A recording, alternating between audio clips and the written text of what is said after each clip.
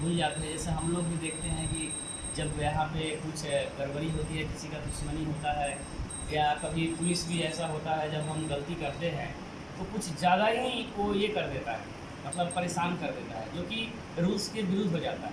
करना ज़रूरी है, लेकिन रूल्स के विरुद्ध तब हो जाता है जब कुछ ज़्यादा ही प्रभाव को प्रभावशाली बनाया जाता है। जैसे कि हम लोग देखते हैं कि जैसे कोई राजा है, अगर कोई कानून बनाया हुआ है सरकार अपने में कि हमारा सरकार इस तरीके से चलेगा, यहाँ मान का हर जगह का अलग अलग कानून है, तो अगर कोई सही तरीके से चलेगा तो राजा जो है उसको पुरस्कृत भी करता है, लेकिन अगर गलत करेगा तो उसको सज़ा भी करेगा। लेकिन कभी कभी गलत करने पे कुछ ज़्यादा ही अगर उसके साथ अन्याय हो जाता है तो ये सब के लिए थोड़ा सा समाज में चर्चा होने लगती है। तो यहाँ पे ध्रुव महाराज इतने शुद्ध भक्त है कि उनके अंदर तो हम कुछ गलती बोल ही नहीं सकते कि उनके अंदर ऐसा कुछ गुस्सा हो सकता है, क्योंकि जिन्होंने भगवान का दर्शन कर लिया है उनके अंदर ऐसा कुछ नहीं रह जाता। लेकिन उन्होंने जो इसके पहले श्लोक में माता जी ने बताया था, मैं और मेरा, ये सबसे बड़ा हमारा जो जीवन में सबसे बड़ा जो मुसीबत है जो हमको ढालने वाला, ये मैं और मेरा ही है। उन्होंने अपने भाई, मेरे भाई का जो है ऐसा जो है वो लोग जो गरुड़ के जी के जो ये है, तो वो लोग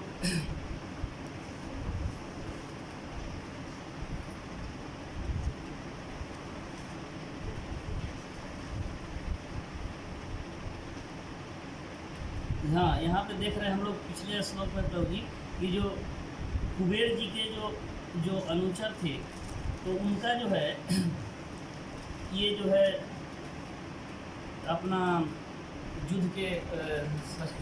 युद्ध करके और इन्होंने जो सबको मार डाले हैं, लगभग 1,30,000 तक जो है उनकी संख्या थी।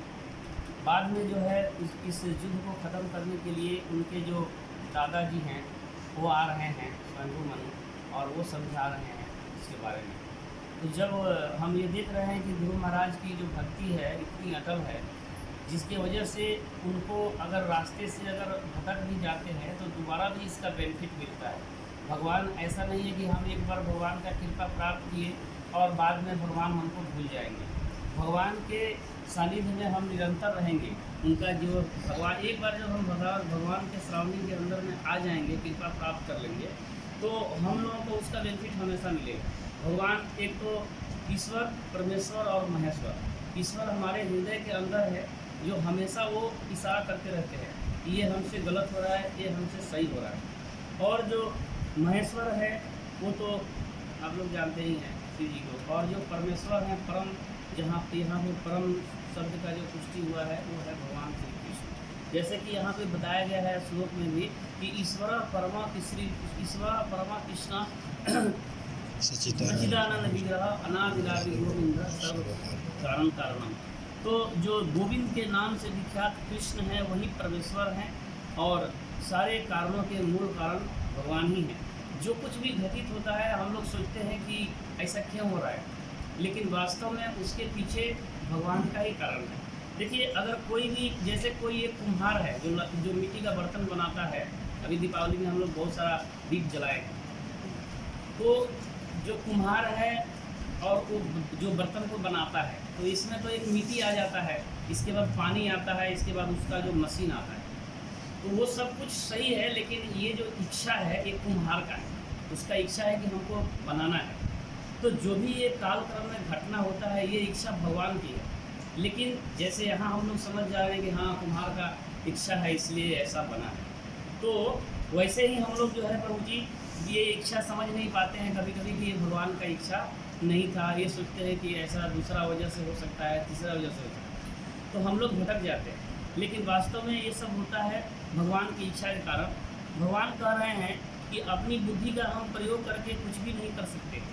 जब तक हम भगवान का कृपा नहीं प्राप्त करेंगे और भगवान से ज्ञान नहीं मिलेगा, हमारी बुद्धि जो है उसमें कुछ भी काम में नहीं आएगी और भगवान को हम जान भी नहीं सकते हैं। जैसे कि ब्रह्म संहिता में बताया जा रहा है कि पंथस्थ कोटि सतवत् सरसम प्रगम्यो वायुरथापि मनसो मुनिगमानम। जो भगवान को जानने के लिए जो बुद्धि है वो भगवान भगवद गीता में बता रहे हैं कि बुद्धि भगवान की तरफ से मिलने के बाद ही होगी। जैसे तद विधि प्रणिपाते न परिप्रश्न सेव्या उद्यक्षते ज्ञानम ज्ञानी न। तो भगवान का जो कृपा है वो भगवान जब बुद्धि देंगे उसके बाद ही हम जो है उसको प्राप्त कर सकते हैं। लेकिन हम लोग शरणागत हो सकते हैं भगवान के, लेकिन हम लोग शरणागत होना चाहते नहीं हैं। भगवान तो चाहते हैं कि हमारा शरणागत सब लोग हो जाए। ये विश्व में जितनी भी लड़ाई झगड़ा हो रहा है, कहाँ पे किसको शरणागत होना है आज के डेट में कोई होने के लिए तैयार नहीं है। कोई जाकर के नेता के पास में, लीडर के पास में शरणागत हो जा रहा है कि यहाँ हो जाने से हमारा लाइफ बिल्कुल सेट हो जाएगा, कुछ मेहनत करने की ज़रूरत नहीं है, साथ में रहिए सब सेट हो जाएगा।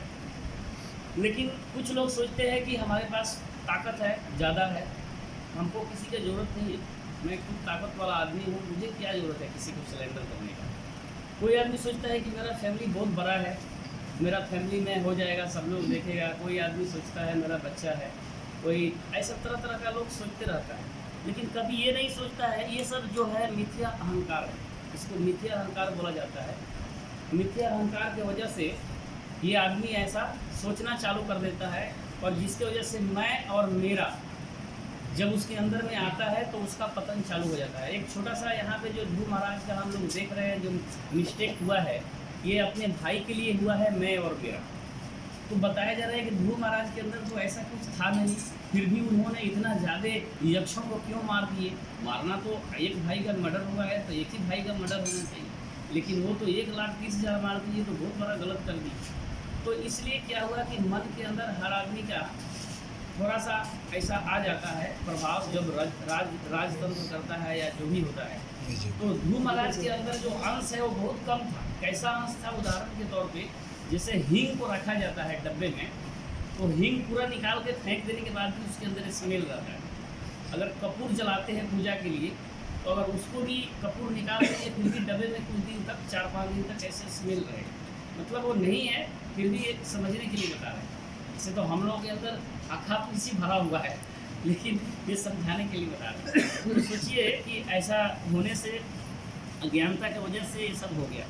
तो एक बार क्या हुआ कि नारद मुनि भी अपने शिष्यों को हमेशा बताते रहते हैं कि ऐसा क्रोध में नहीं रहना चाहिए, थोड़ा अच्छे से रहना चाहिए, क्योंकि हम लोग भक्ति नहीं कर पाएंगे। तो एक बार उनका एक शिष्य स्नेक सांप था, तो उसने बोला कि ऐसा बहुत सारे लोग कंप्लेन किए थे उसका कि ये किधर भी जाते हैं तो साउंड थोड़ा देते हैं, भक्त लोगों को बहुत परेशानी होती है। तो बाद में उन्होंने उनको बोला, जो स्नेक थे, कि देखो आप थोड़ा शांति से कहीं भी बैठो, क्योंकि भजन साधन में थोड़ा दिक्कत हो रहा है। तो उसके बाद में जो है सो कि वो बच्चा लोग जब देखा तो बच्चा लोग किधर भी पत्थर मारना चालू कर देता था उनको। एक बार वो बहुत लहूलुहान हो गए जो स्नेक थे। तो बाद में नारद मुनि उनको देखे तो पूछे कि ऐसा क्या हो गया।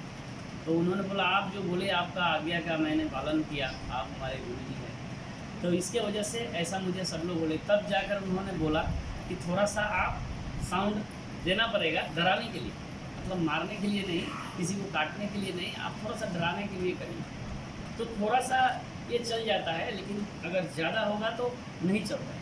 ऐसा ये मैं इसलिए बोल रहा हूँ कि जो अहंकार के बारे में, क्योंकि इस कथा के पहले जो है ध्रुव महाराज का जो हुआ है, इससे आगे की कथा लोग बोलेंगे। तो इसमें हम देखते हैं कई पॉइंट्स में देखेंगे कि कहाँ कहाँ पे अहंकार हुआ है, इसको थोड़ा सा हुआ है, जिससे कि हम अपने जीवन में इसको अप्लाई कर सकते हैं। और ये भक्ति जीवन के लिए बहुत ही बाधा है जो हम ऐसा करते हैं, मैं और मेरा और अहंकार। जैसे एक बार क्या हुआ कि जगन्नाथ जी के सुदर्शन हैं, सुदर्शन को भी एक बार ऐसा अहंकार हो गया, उनको भी हो गया कि प्रभु तो कोई भी काम होता है तो मुझे ही ऑर्डर कर रहे हैं। ऐसे होता है आमतौर पे, अगर हमारा जो चक्र लीडर है या और सीनियर वरिष्ठ भक्त हैं, अगर हमें काम ज़्यादा देते हैं, हमें ज़्यादा सेवा मिलता है, तो हमको भी आ जाता है ऐसा कभी कभी कि हम ज़्यादा सेवा करते हैं। तो ऐसा नहीं होना चाहिए, क्योंकि ऐसा होने से ये हो जाता है। तो यहाँ पे सुदर्शन जी जो है उनको बहुत ज़्यादा ऐसा हो गया कि हम मेरे सिवाय तो दूसरा कोई है भी नहीं, मैं ही। तो भगवान एक बार बोले उनको कि जाओ आप जो है हनुमान जी को बुला के लेके आओ। तो वो गए हनुमान जी को बुलाने के लिए। हनुमान जी तो अपना श्री राम बैठ कर के जप कर रहे हैं, कुछ सुने भी नहीं। फिर उसके बाद उन्होंने जाकर उनको बोले कि आप तो बोले बुलाने के लिए हनुमान जी को। हनुमान जी ने बोला ही नहीं, बोले बोलो जाओ, बोलो श्री राम ने बुलाया है। जब श्री राम का नाम सुनते ही ऐसा अटूट भक्ति हम लोगों को भी होना चाहिए कि जैसे भगवान का नाम कृष्ण का सुनना, चाहे शरीर छोड़ने का समय आ जाए या कोई भी परिस्थिति, क्योंकि कली काल ऐसा चल रहा है कि मृत्यु हमारे पीछे दौड़ रहा है, सिर्फ हमें दिखाई नहीं दे रहा है। जो मृत्यु है हमारा पीछा कर रहा है। कली काल, इसके पहले भी मैंने एक बार बोला था, एक बहुत अच्छा कवि का ये था, पोएम था कि कलिकाल कुठीर लिए फिरता तन नम्र सी चोट झिली न झिली। जो कली है वो कुठार मतलब एक काटने वाला आइटम होता है, तो उसको लेके वो पीछे घूम रहा है।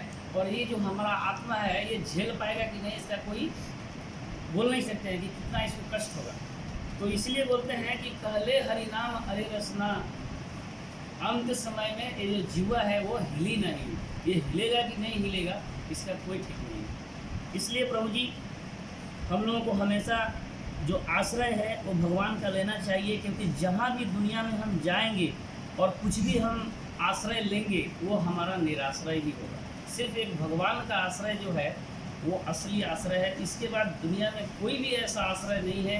बहुत सारे लोग ऐसे, मैंने जो एग्जांपल दिया, अपने घर परिवार संपत्ति और अपना ज़्यादा रिलेशनशिप या ऐसा ताकत वाले व्यक्ति के साथ रहते हैं, पॉलिटिकल आदमी के साथ, तो सोचते हैं, लेकिन ऐसा कोई भी आश्रय काम में नहीं आएगा। यहाँ पे देखिए जो ध्रुव महाराज से मिस्टेक हो रहा है, वहाँ पे कुबेर जी आ रहे हैं, भगवान के इतने बड़े भक्त हैं और वो आकर के इनको समझा रहे हैं और ये गलती किए हैं, फिर भी वो कह रहे हैं कि चलो कोई बात नहीं, होता है, कोई दिक्कत नहीं होता है, वो माफ़ कर रहे हैं। जबकि इससे पहले देखिए इसमें एक और भी बात आती है भक्त के अंदर कि उनको उनके पितामह ये बात बता दिए थे कि जब कुबेर जी मिलेंगे तो उनको आप दंडवत प्रणाम कर लेना। तो पाँव छू करके यहाँ पे ध्रुव महाराज जब कुबेर जी मिले थे तो उनको प्रणाम किए थे। और इससे क्या होता है, एक वैष्णव के अंदर ये होना चाहिए कि अगर कोई भी व्यक्ति है, अगर कुछ गुस्सा हो जाता है तो ये दंडवत प्रणाम एक ऐसा जो मंत्र है कि इस दंडवत प्रणाम के माध्यम से हम लोग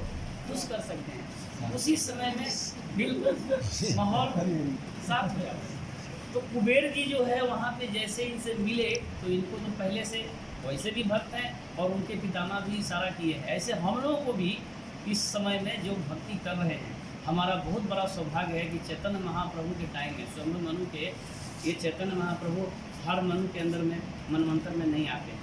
तो हमारा बहुत बड़ा सौभाग्य है कि इस मनमंत्र में चैतन्य महाप्रभु आए हैं और इसी परंपरा से हमारे प्रभुपाद जी जिन्होंने आ करके और हमको बताए, महाप्रभु भी आए, अपनी आचार्य प्रभु जीवन सिखाए, उन्होंने आचरण करके भगवान हम लोगों को दिखाएं कि कैसे हम लोगों को करना चाहिए। तो वहाँ पे मैंने बोलना भूल गया जो सुदर्शन के बारे में।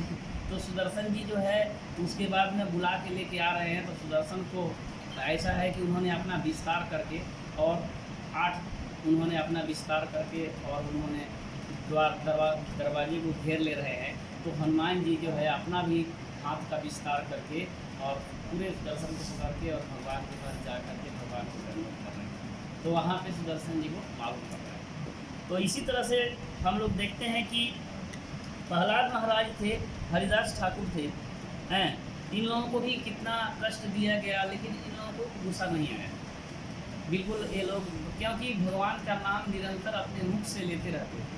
जब हम लोग भगवान का नाम निरंतर लेते रहेंगे तो हमारे पास ऐसी समस्याएं नहीं आएगी। बीच में ध्रुव महाराज को जो उनको एक दायित्व भी दिया गया था राज्य का, तो इसलिए एक राज्य के होने के नाते, राजा होने के नाते भी ऐसा उनका करना धर्म था, वो गलत नहीं थे। भगवान कहते हैं कि इस संसार में जो है दुखों से भरे इस अनित्य जगत में अगर कोई आदमी सिद्धि चाहता है तो उसको भगवान की शरण में जाना ही पड़ेगा। उसके लिए कुछ क्वालिटी है, क्वालिटी और क्वांटिटी। क्वांटिटी के साथ में क्वालिटी भी बहुत ज़रूरी है। ये हम लोग जॉब में भी सुनते हैं और यहाँ भी सुनते हैं। कोई भी जॉब कर रहे हैं या जो भी कर रहे हैं, तो क्वांटिटी के साथ क्वालिटी कैसे ज़रूरी है, इसको एक उदाहरण के द्वारा हम लोग समझेंगे। कि जैसे अगर कोई रूम है और वो पूरा अंधेरा है और उसके अंदर में हमारे प्रभु जी इलेक्ट्रिकल के बारे में विशेष बताएंगे, तो अगर रेगुलेटर के माध्यम से बॉल को हम लोग कम कर दें, उसका प्रकाश को कम कर दें, तो क्या होगा, वो उतना ही वो लाइट दे पाएगा, हम बराबर देख नहीं पाएंगे। अगर उसमें भी कोई आपस में टकरा गया तो सीधा बोलेगा कौन भूत आ गया क्या, ऐसा उसको डर हो जाएगा। तो अंधेरे में हर किसी को डर हो जाता है। तो इसलिए जो प्रकाश है वो हमारा क्वालिटी है। जब हम उसका ज़्यादा क्वालिटी रहेगा तो हम अच्छी तरह से उसको देख सकते हैं। तो ऐसे भौतिक जगत में भी जब हम अच्छे से भगवान की भक्ति करेंगे तो हमको हर चीज़ दिखाई देगा, क्या कैसे क्या हो रहा है, क्या हमसे गलत हो रहा है। अंदर से आपको, अंतरात्मा से भी आपको ऐसा आवाज़ आएगा।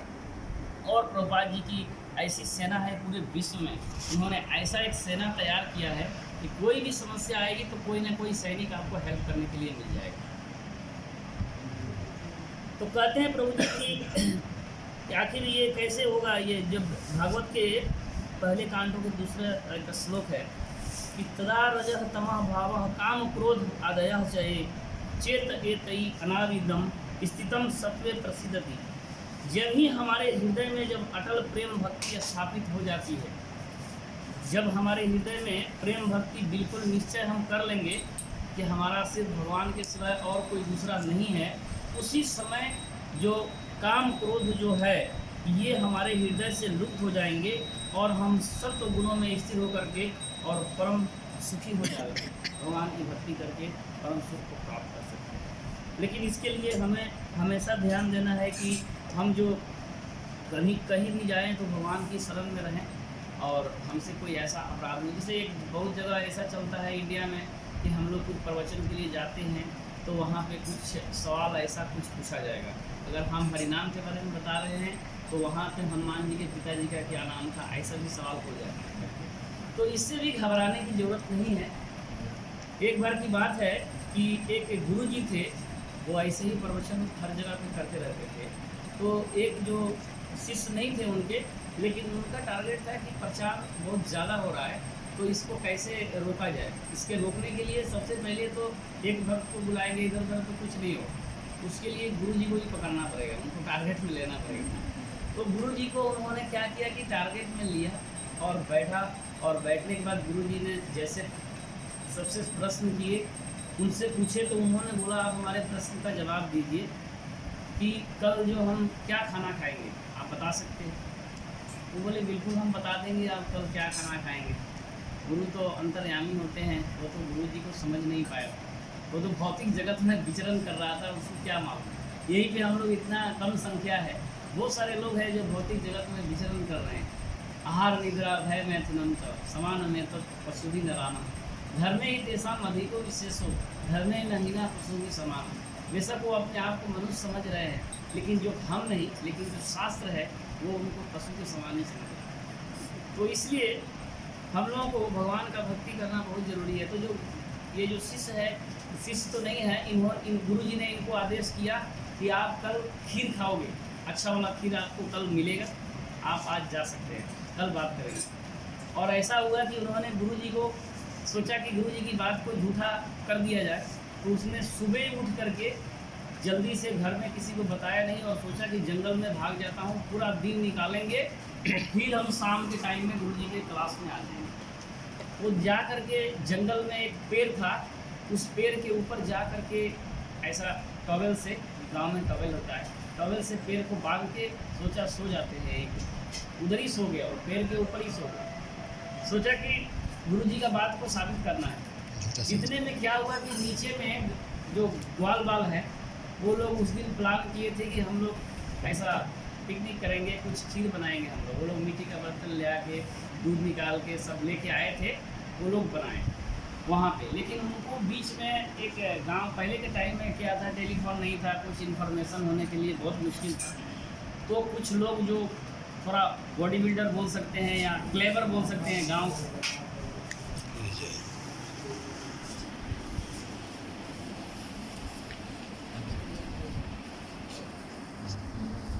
तो कुछ लोग ऐसा थे उस समय में, तो वो लोग क्या करते थे कि उनके पास भी हॉर्स हुआ करता था, अच्छा वाला हॉर्स। जब उनको इन्फॉर्मेशन मिलती थी कि वो उधर से आ रहा है, क्योंकि उस समय जो चोरी होता था उस समय धन संपत्ति तो ज़्यादा पैसा था नहीं, तो इसलिए ये पशु का ही चोरी ज़्यादा होता था। वो लोग एक झुंड में आएगा, पशु को लेके जाएगा, घोड़ा गाय जो भी रहेगा वो लोग लेके चला जाएगा। तो ऐसा होते होते क्या हुआ कि ये इन्फॉर्मेशन दिया कि तुम लोग जल्दी से भाग जाओ, जो भी यहाँ पे अपना जानवर है सबको छोड़ो, अब भागो जल्दी से, नहीं तो ये कोई बड़ा डकैत था कि वो आएगा तो तुम लोगों को मार देगा। और सब कुछ छोड़ के वो लोग भाग गए। और उसी पेड़ के ऊपर ये जो स्टूडेंट तो नहीं था, लेकिन जो ट्राई के लिए गुरु जी का ट्राई कर रहा था, इसी पेड़ के ऊपर उधर से सरदार जो है वो लोग का घोड़ा से पूरा झुंड आया, कम से कम 50-60 की संख्या में वो लोग आया। आने के बाद देखा कि यहाँ पे थोड़ा टाइम हम लोग रुकेंगे और जो पशु है उसको सब लेके जाएंगे, ऐसा करके प्लान किया। फिर जा करके वो लोग देख रहा है कि आग जल रहा है, इधर खीर भी बना हुआ है, तो उसको डाउट हो गया कि ये किसी का यहाँ पे कोई ना कोई है, ऐसा कैसे बन जाएगा। अभी जल्दी से देखो नहीं तो हम लोगों को पहचान लेगा, हमारा चेहरा पहचान लेगा, कल को पकड़वा सकता है। तो ऐसा करके वो लोग पूरा जगह ढूंढने लगा, कोई आदमी तो मिला नहीं, क्योंकि सब लोग तो चला गया था। लेकिन उस सरदार जो था, जो चोरों का, जो लुटेरों का एक सरदार था, उसके बीच में एक आदमी का पैर से हैंडीकेप था। उसको वो लोग बोले तुम किसी काम के नहीं हो, इधर ही बैठो, हम लोग ढूंढ के आता है। तो वो बैठे बैठे ऐसे थोड़ा लेट रहा था, तो उसने देखा कि ऊपर कोई आदमी बैठा हुआ है। अब जो पूरा लोग घूम के आया, बोला कि कुछ मिला नहीं, तो कोई आदमी तो है नहीं। तो बाद में जा कर के इसने बोला आप तो बोलते हो मुझे कि मैं किसी काम का नहीं हूँ, आपका क्लाइंट इधर ही है, आप ऊपर देखो। अभी उसको बोला गया कि तुम नीचे उतरो, उतरने की बात हो रही है, तब तक वो बोल रहा है कि मैं खीर नहीं खाऊंगा। अभी बोल रहा है तुम तो नीचे उतरो, खाने का बात मैं नहीं कर रहा हूँ, तुम नीचे उतरो, तुमसे जानकारी लेना है, यहाँ पे कितने लोग आया था, कुछ प्लान तो नहीं है, तुमको हम छोड़ देंगे। बोला साहब जितना मारना है हमको मारो, लेकिन खीर आज के दिन नहीं खिलाओ। इतने में वो लोग का टीम का जो आदमी था चोर का, वो बोला कि सरदार देखिए ये पूरी प्लानिंग है आपको मारने के लिए, इसके अंदर पॉइजन मिला हुआ है खीर के अंदर, वो लोग डाला है कि आप भूखे आओगे, खाओगे और ख़त्म हो जाओगे, आपसे तो ताकत में वो लोग है नहीं लड़ाई करने के लिए, दिमाग लगाया हुआ है। तो वो उसको उतारने के बाद बोला तुम एक चम्मच खा लो बस, क्योंकि हमको खाना है, भूख लगा है, लेकिन क्या है हमको डर है इसके अंदर पॉइजन है, तुम एक चम्मच खा लो। बोलता नहीं आज नहीं कल खा लूँगा। उसको मार मार करके वो लोग खिलाया, पहले खिला करके चेक किया, अगर वो कुछ नहीं, उसके ऊपर इफेक्ट नहीं हुआ, तब जा कर के लोग भी खाए। फिर बाद में इतना इसको मारा कि बाद में गुरुजी के पास जा कर के और शरणागत। गुरुजी बोले कि क्या हो गया, तो बोल रहा है कि नहीं गुरुजी हमसे बहुत बड़ी गलती हो गई, हमारा जो मिथ्या अहंकार था, जिसके वजह से मैंने अभी तक बहुत ज़्यादा गुरुजी का ऐसा अपमान किया, आज उस अपमान का बदला क्या हुआ। तुम खीर खा लिया क्या किसी कहीं से? तो खीर तो खाया, लेकिन मैं मार भी बहुत। इसलिए हमारे गुरु महाराज कहते हैं कि भागवत गीता पढ़ो और एक श्लोक को फॉलो करो जो गीता में बता रहे हैं, तद विधि प्रणिपाते न परिप्रश्न न सेव्या उपदेक्षयन् कृते ज्ञानम ज्ञानिनः तत्त्वदर्शिनः। तुम गुरु के पास जाओ और सही ज्ञान का नॉलेज करो। सब कुछ सब लोग जानते हैं, लेकिन हम लोग ज्ञान का नॉलेज करने के लिए कहीं जाने के लिए ज़रूरी नहीं सोचते हैं। ठीक उसी तरह जैसे कि कोई डॉक्टर के पास जाने की ज़रूरत नहीं है, हम लोग गए कोई मेडिकल स्टोर से दवा ले लिए, जब रिएक्शन होता है तब हम डॉक्टर के पास भाग के जाते हैं। तो इसलिए बहुत ज़रूरी है कि रिएक्शन होने के बाद और ज़्यादा पैसा भी लगेगा, नुकसान भी होगा, इसलिए बहुत ज़रूरी है कि प्रभुपाद जी का जो ये संस्था है इसमें सारे लोग ज्वाइन करें। और एक ऐसी संस्था है और प्रभुपाद जी ने एक ऐसा घर बनाया है, हम लोग सब आदमी घर बना रहे हैं, लेकिन प्रभुपाद जी ने जो घर बनाया है इसका ऑटोमेटिक कंस्ट्रक्शन जो है बढ़ते रहता है। ये ऐसा कंस्ट्रक्शन प्रभुपाद जी करके चले गए हैं कि पूरे विश्व के लोग भी अगर चाहेंगे इस अंतर्राष्ट्रीय कृष्ण भावनामृत संघ में आने के लिए, रहने के लिए और प्रसाद पाने के लिए, तो ये व्यवस्था ऑटोमेटिक हो जाएगी। तो इसलिए मैं इसी के साथ जो है